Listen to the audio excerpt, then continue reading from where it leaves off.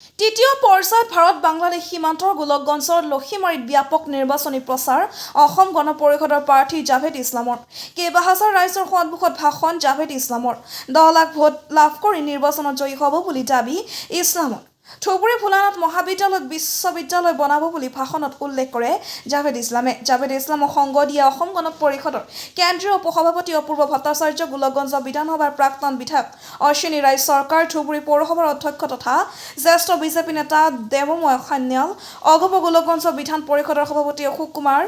প্ৰধানীকে ধৰি কেইবাজনো মিত্ৰজোঁটৰ নেতাকৰ্মী ভাষণত গোলকগঞ্জ বিধানসভাৰ প্ৰাক্তন বিধায়ক অশ্বিনী ৰায় চৰকাৰে চালানী মাছ আৰু লোকেল মাছৰ প্ৰসংগ উত্থাপন কৰি স্থানীয় প্ৰাৰ্থী জাভেদ ইছলামক ভোট দিবলৈ আহ্বান জনায় নিৰ্বাচনত গোলকগঞ্জ বিধানসভাৰ পৰা জাভেদ ইছলামক 1.5 লক্ষাধিক ভোট প্ৰদান কৰিব বুলি জনায় অশ্বিনী চৰকাৰে মুখ্যমন্ত্ৰী ধুবুৰীত আজমল ৰকিবুল প্ৰতিদ্বন্দ্বিতা হ'ব বুলি কোৱাটো নিৰ্বাচনী কৌশল বুলি দাবী গোলকগঞ্জৰ পৰা তপন ৰায় ৰিপৰ্ট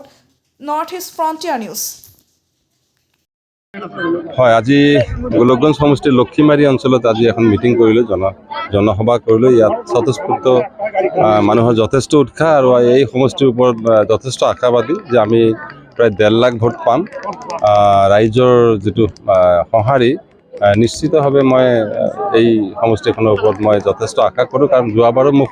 সহযোগিতা কৰিছিলে কাৰণ এই সমষ্টিৰ পৰা মই হাইষ্ট ভোট পাইছিলোঁ যোৱাবাৰ গতিকে এইবাৰতো আৰু আকাশ পাতালৰ মানে যোৱাবাৰ ইলেকশ্যন আৰু এইবাৰৰ ইলেকশ্যন আকাশ আৰু পাতাল য'তে গৈ আছোঁ ত'তে পজিটিভ য'তে গৈ আছোঁ ত'তেই স্বতঃস্ফূৰ্ত মানুহ আহি আমাৰ লগত সঁহাৰি জনাই আছে আৰু এটাই কথা যে লোকেল মানুহক এবাৰ সমৰ্থন কৰিব যি 15 বছৰ মুখ্যমন্ত্ৰী হিমন্ত বিশ্ব শৰ্মা কৈছিলে যে খেল চুবুৰালি আজমল আৰু ৰকিব মেইন কথাটো হ'ল যে সেই দুজন কথাটোৱে মেইন কোন দুজনৰ কথা কৈছে যে যি দুজন হাৰিব কোন দুজনৰ কথা কৈছে আমাৰটোৰ কাৰণে মোৰ কাৰণতে আহিব না তেখেতে গতিকে মই স্থানীয় হিচাপত যিটো ইছ্যু এটা নিজেই এটা হেৰি হৈছে যে লোকেল মানুহবিলাক এটা ৰিয়েলাইজ কৰিছে যে এজনটো 15 বছৰ যিহেতু আমাক যথেষ্ট ক্ষতি কৰিলে আৰু তাৰে সেই অঞ্চলৰ পৰা আৰু এজন আহিব যিজন ব্যক্তি 15 বছৰে আমাক মন্ত্ৰী থকা অৱস্থাত বহুত ক্ষতি কৰি থৈ গ'ল গতিকে সেইজন ব্যক্তি আকৌ ইয়াত আহিব MLA গিৰি এৰি পেলাই গতিকে এইটো আৰু আমি সহ্য নকৰোঁ বা আমাৰ যি হ'ল এতিয়া চৰকাৰ যিহেতু যথেষ্ট কাম কৰি আছে চৰকাৰে জাত পাত ধৰ্ম নিৰ্বিশেষে